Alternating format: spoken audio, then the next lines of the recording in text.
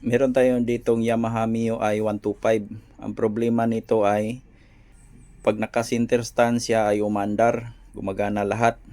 Pero pag hindi naka center stand ay namamatay, hindi umandar. Yung panel niya meron namang ilaw, meaning meron lang ditong loose connection or sira sa ating wiring. Yun ang dapat nating i-check. Una, buksan natin itong engine cover niya para malaman natin kung saan bandang sira. Matapos nating buksan itong engine cover niya, ito ang nakita nating sira. Yan.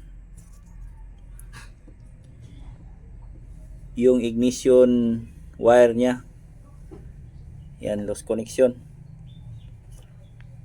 Yan. Kaganyan siya pag hindi naka center stand.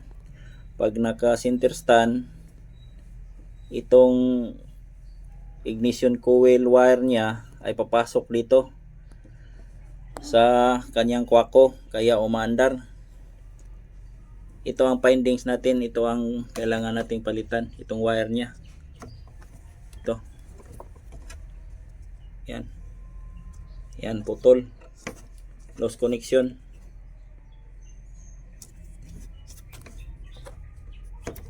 Yan.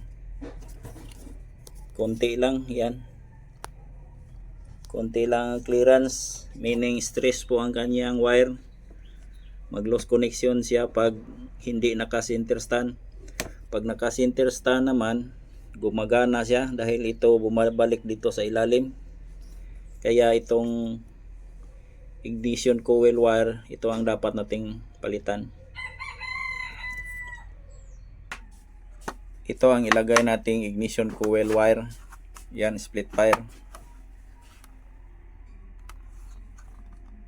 May twin core silicone plug cord siya. At subok itong matibay. Ito ang ilagay natin dito para mahaba siya at long lasting.